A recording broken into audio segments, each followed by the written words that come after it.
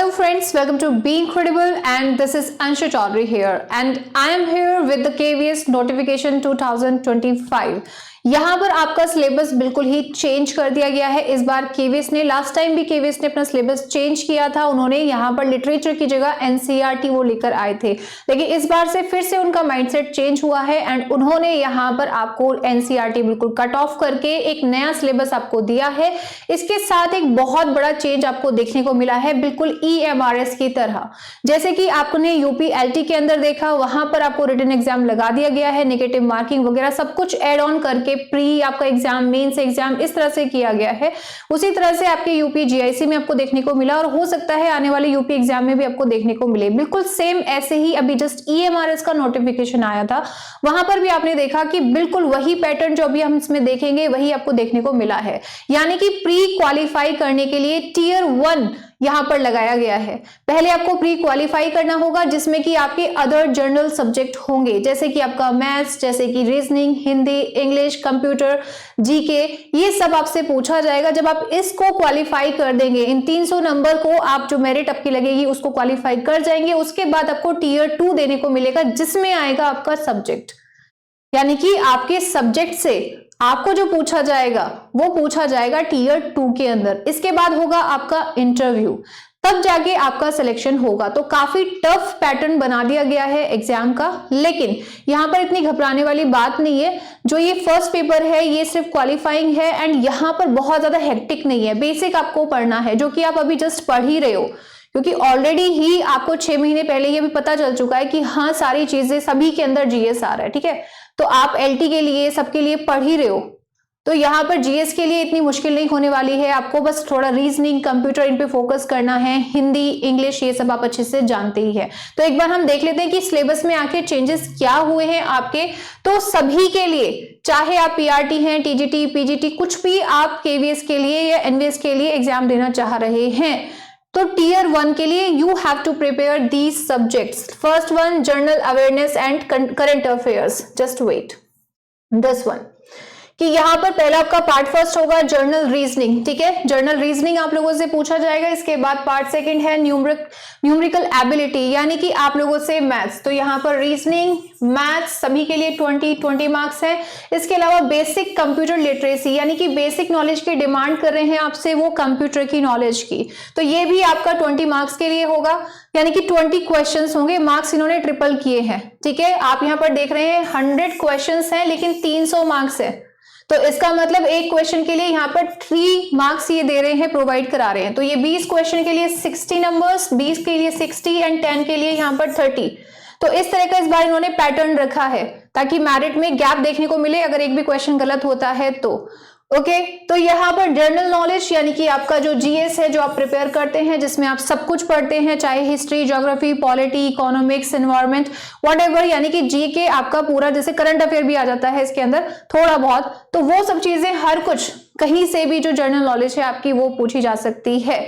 ठीक है, नेक्स्ट यहाँ पर लैंग्वेज कॉम्पिटेंसी टेस्ट। तो जो लैंग्वेज कॉम्पिटेंसी टेस्ट है, यानी कि इंग्लिश तो सभी के लिए कंपलसरी है, उनको सबको यहाँ पर करना ही करना है, लेकिन लैंग्वेज कॉम्पिटेंसी टेस्ट, ओके, इसके अंदर क्या है, जो आपकी रीजनल लैंग्वेज है, मोस्ट ऑफ लोगों की इधर की साइड तो जैसे दिल्ली वैली के आसपास के साइड हैं, उत्तर प्रदेश, तो बहुत सारे एरियाज जो हैं इस तरह के, तो इसमें तो आप हिंदी ही चूज करेंगे। लेकिन अगर स्पेसिफिक आपकी अदर लैंग्वेज है रीजनल, तो आप फिर उसको चूज करेंगे। तो यहाँ पर 2 ऑप्शन है आपकी language, English is compulsory, but आपका जो फिर रीजनल है उसमें आप चुन सकते हैं जो भी आपकी लैंग्वेज है, वो चॉइस आप प्रेफर यहाँ पर बता देंगे। तो पहला ये टियर 1 है, इसमें आपसे कुछ और नहीं पूछा जा रहा है, बस आपको मैथ्स, रीजनिंग, बस नहीं है वैसे काफी ज्यादा है, ये रीजनिंग है, मैथ्स है, इसके अलावा आप लोगों का कंप्यूटर है, जीके है, और इसके साथ में इंग्लिश लैंग्वेज, और इसके साथ में आप हिंदी चूज करें या कुछ और चूज करें। तो इस तरह से आपका टियर 1 यानी कि पेपर 1 लिया जाएगा, जो कि आपका ऑब्जेक्टिव टाइप होगा। यानी कि यहाँ पर ऑब्जेक्टिव टाइप क्वेश्चंस पूछे जाएंगे, ओएमआर बेस्ड आपका क्वेश्चन होगा, पेपर पैटर्न होगा जो आपको लगाना होगा। अगर आप इसको क्वालिफाई कर जाते हैं तो आप एक पोस्ट के 10 गुना, ठीक है, जो पोस्ट है, जैसे मान लो 200 पोस्ट है, तो फिर उसके 10 गुना इस तरह से बुलाए जाएंगे किसके लिए? जो आपका टीयर 2 एग्जाम होगा। यानी कि इन्होंने साफ साफ बताया है कि OMR बेस्ड ये एग्जाम होने वाला है। 2 आवर्स होंगे, 2 घंटे मिलेंगे आपको 100 क्वेश्चंस के लिए, जो कि आपको यहाँ पर लगाने होंगे। इसके बाद जब अगर इसको क्वालिफाई आप कर जाते हैं तो यहाँ पर बुलाया जाएगा, ठीक है, और फिर इस एग्जाम में आपको बिठाया जाएगा। ये पूरा का पूरा KVS की जो वेबसाइट है, ऑफिशियल वेबसाइट, वहां पर हर सब्जेक्ट का सिलेबस पड़ा हुआ है, ठीक है, हर सब्जेक्ट के लिए। तो अब जैसे यहाँ पर आप देखेंगे कि इंग्लिश में आपसे क्या पूछा जा रहा है, जो सिलेबस है। तो अगर हम PGT की बात करते हैं इंग्लिश में, यहाँ पर PGT इंग्लिश सिलेबस टीयर 2 के लिए, तो आप यहाँ पर देख सकते हैं कि पहले आपका कॉम्प्रीहेंशंस के अंदर क्या क्या पूछा जाने वाला है।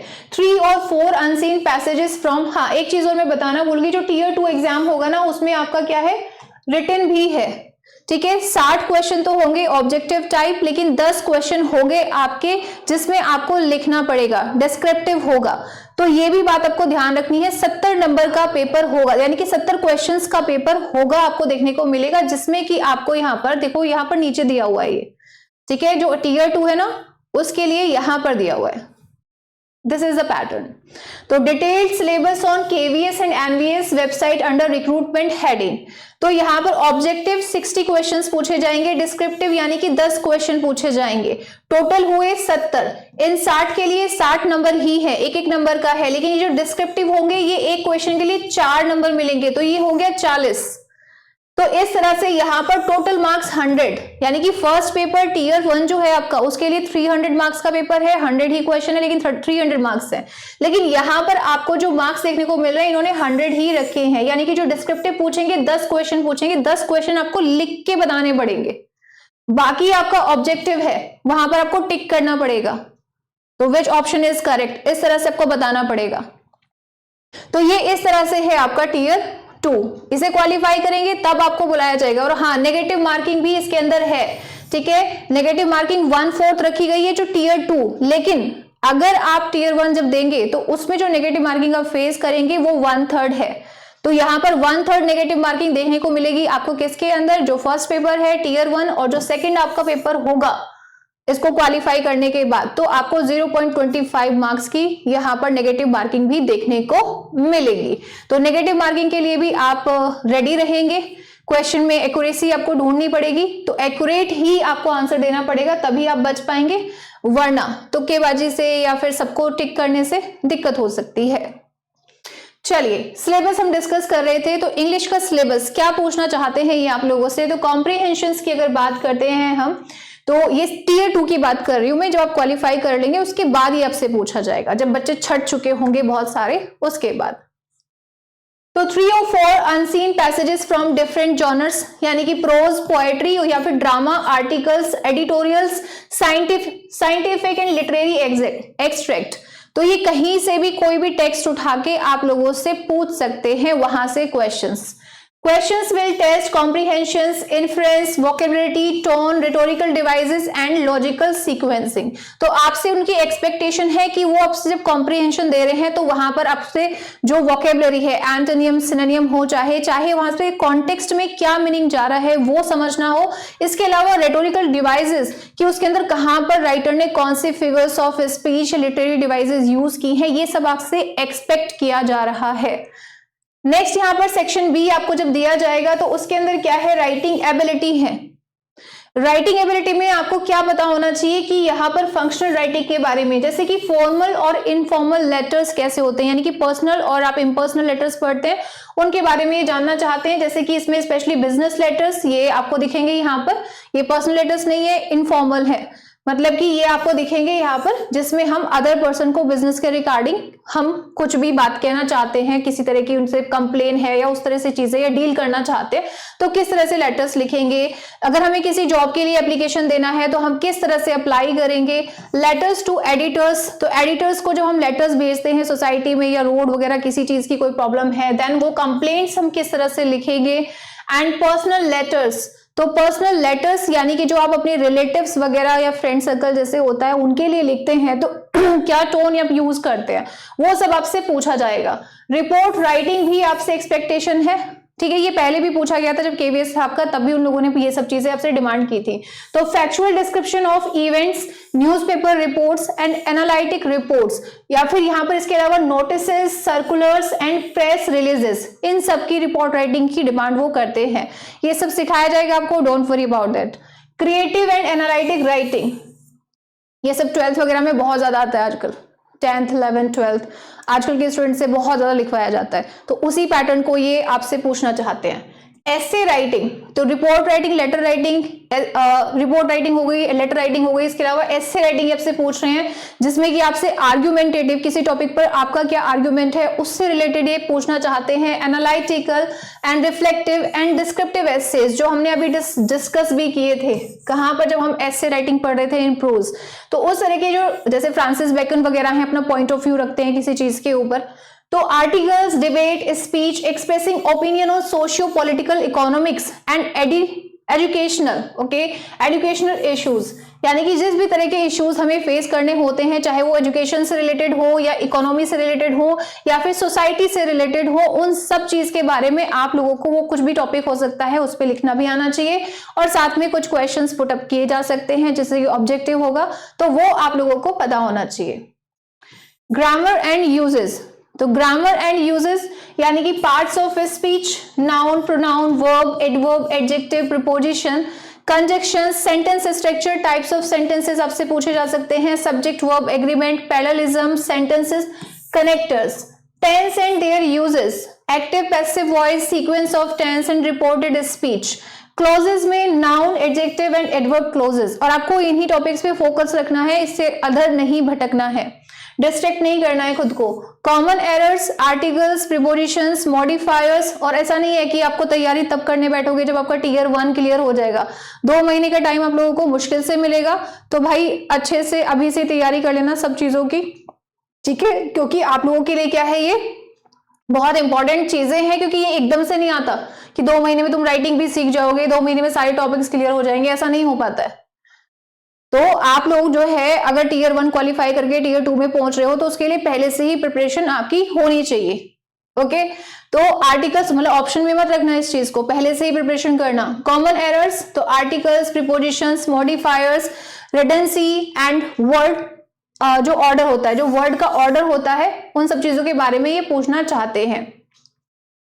एडिटिंग एंड प्रूफ रीडिंग, तो एडिटिंग के बारे में, प्रूफ रीडिंग यानी कि एरर डिटेक्शन जैसे होता है, सेंटेंसेस करेक्शन होते हैं एंड ट्रांसफॉर्मेशन होता है, ये सब आप लोगों से पूछा जाएगा।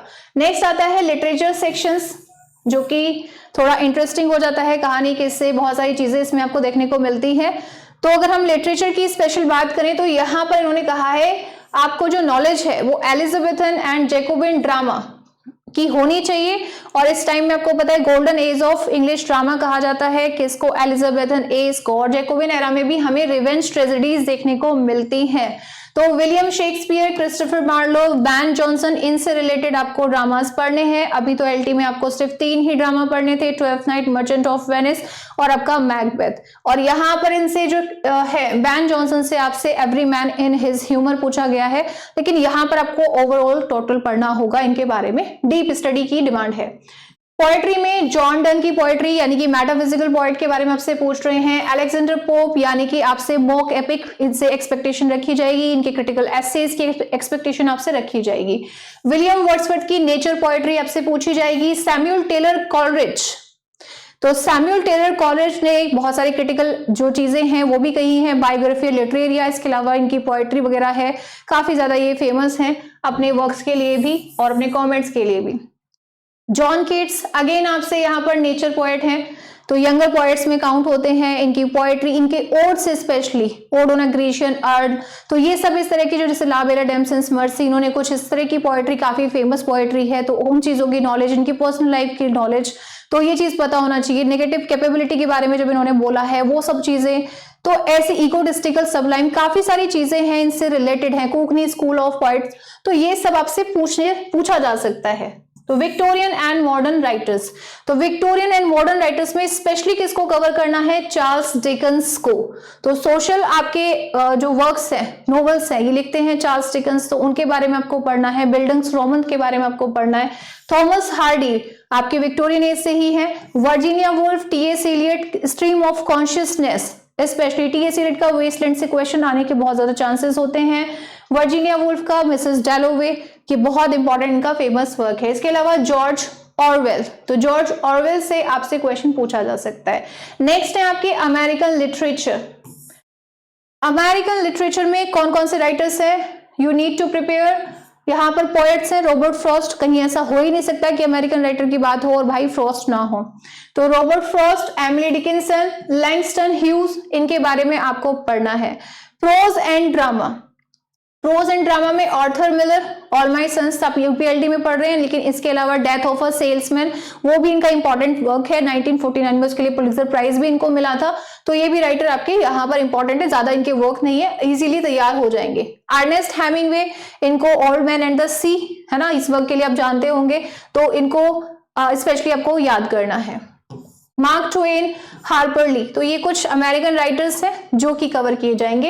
Indian writing in English, Indian writing in English में जो भी फेमस राइटर्स हैं जैसे कि आर.के. नारायण है, ओके, मुल्कराज आनंद है, अनीता देसाई, विक्रम सेठ, अरुंधति रॉय, अमिताभ घोष, बहुत फेमस राइटर है। इनको ये वर्क भी इंटरेस्टिंग है, जितने भी वर्क इन्होंने लिखे हैं वो भी इंटरेस्टिंग है, तो आपको पढ़ने में भी ये अच्छा लगेगा। ये सिलेबस ज्यादा अच्छा है, एनसीईआरटी से ज्यादा बेटर सिलेबस है, तो आप इसे जब पढ़ेंगे तो ज्यादा चांसेस है यहाँ पर चीजों के सही होने के, लिखने के, बहुत कुछ है इनके बारे में लिखने के लिए। इनके जॉनराज हैं उन सब के बारे में, वो सब आप लिख सकते हैं।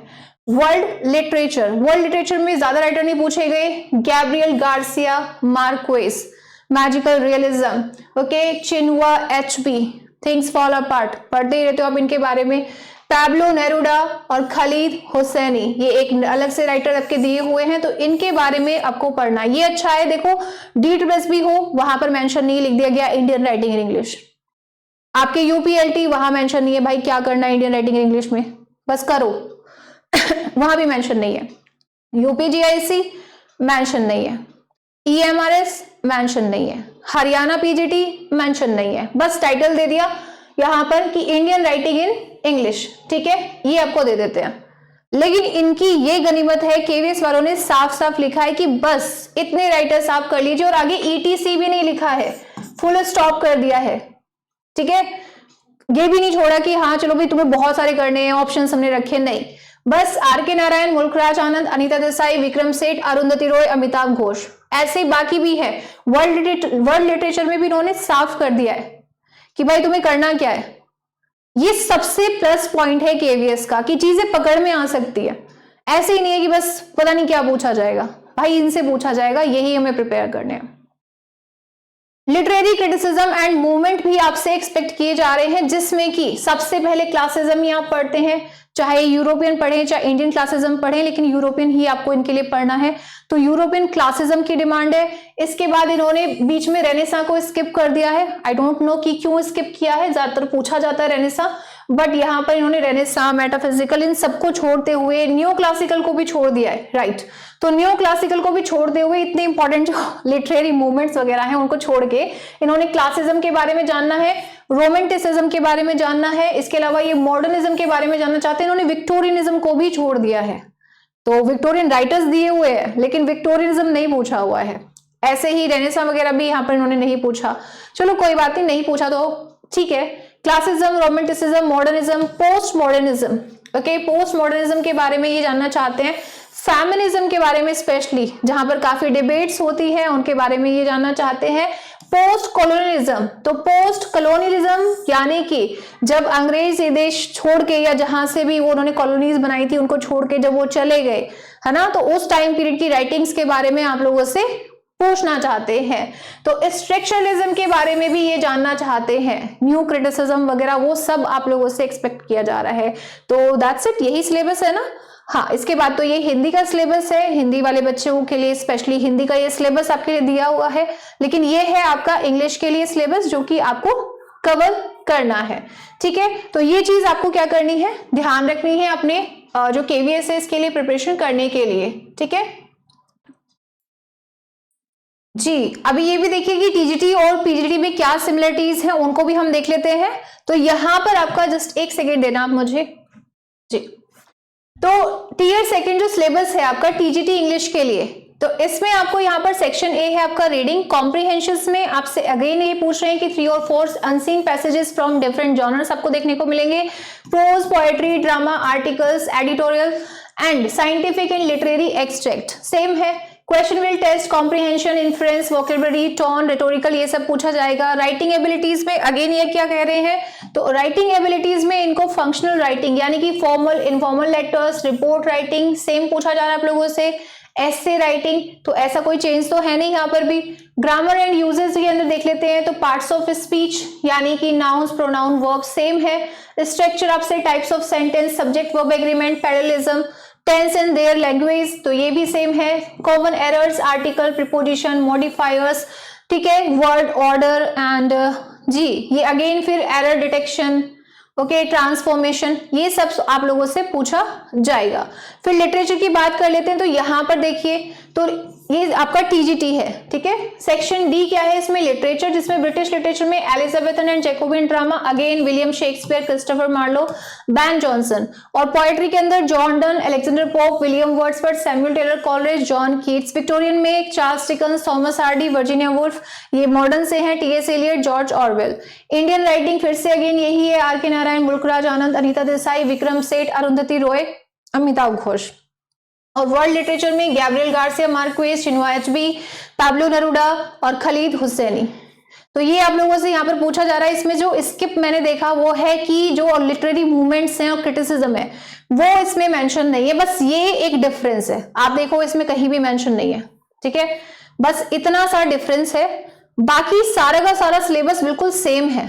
तो ये सिलेबस तो बहुत मुश्किल नहीं है, बल्कि मैं तो कहूंगी आसान ही है, क्योंकि यही तो रोज पढ़ाने का काम है हम लोगों को। तो हम करते क्या है, यही काम करते रहते हैं, पढ़ाते रहते हैं इस चीज को। तो ये आपका सिलेबस जो है वो सिमिलर ही है, बस एक चीज का अंतर है, लिटरेरी मूवमेंट्स आपसे लोग नहीं पूछे गए हैं, लेकिन फिर भी आपको वो तो करने ही पड़ते, क्योंकि आपके राइटर्स तो दिए हुए हैं ना, आपके विलियम वर्ड्सवर्थ वगैरह वो सब कहाँ से हैं, रोमांटिसिज्म से। विक्टोरियन राइटर्स भी दिए हुए हैं, तो ये सब आप लोगों के दिए हुए हैं ही, ठीक है। मैं पीजीटी सर्च करी थी, पर ये पीडीएफ इतने लेंथी होते हैं कि सबका सिलेबस होता है, डोंट नो कहाँ चली जाती हैं चीजें। चलो कोई बात नहीं, नहीं मिल रहा तो हम टीजीटी पे ही रुक जाते हैं, हमने पढ़ तो लिया ही है। तो भाई ये है आपका सिलेबस, ठीक है, जो कि आपको प्रिपेयर करना टीयर 2, और तैयारी आपको रखनी ही है, क्योंकि अभी आपको ईएमआरएस एग्जाम देना है, आपको डीटीपीएस भी एग्जाम देना है, ठीक है। तो इसके लिए आप तैयारी कर ही रहे हैं, तो आप लोगों को टेंशन लेने की जरूरत नहीं है, ये तो यूं ही चुटकियों में तैयार हो जाएंगे। Literary criticism, movement, William Shakespeare, Christopher Marlowe, Ben Jonson, okay, TS Eliot, Virginia Woolf. दिन रात कर क्या रहे हैं हम लोग, यही तो कर रहे हैं, इन्हीं को तो पढ़ रहे हैं। तो जब हम इन्हीं को पढ़ रहे हैं तो ये तो बहुत आसान चीज हो गई। तो अब मेन फोकस किस पे करना है, मेन फोकस करना है आपको टीयर 1 पे।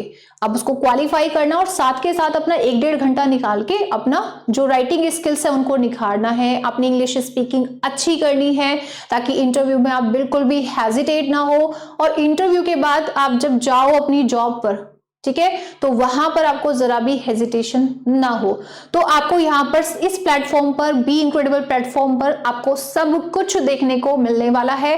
टीयर 1 पेपर के लिए भी आप रेडी हो जाइए। आपके सामने बहुत जल्द मंडे तक आपका कोर्स लॉन्च किया जाएगा, जिसके अंदर आपको टीयर 1 के सभी subjects, maths, reasoning, English, Hindi, सब कुछ आपको यहाँ पर देखने को मिल रहा है। तो टीयर 1 की तैयारी करते करते इंग्लिश लिटरेचर की तैयारी भी आप लोगों की कराई जाएगी, तो वो भी आपको देखने को मिलेगा, ठीक है। सब्जेक्ट में मैं इंग्लिश लिटरेचर ही लूंगी, मतलब कि इंग्लिश आपका मेन सब्जेक्ट जो है, पीजीटी हो चाहे टीजीटी हो, उसको लेकर हम चलेंगे, उसमें तो कोई दिक्कत ही नहीं है।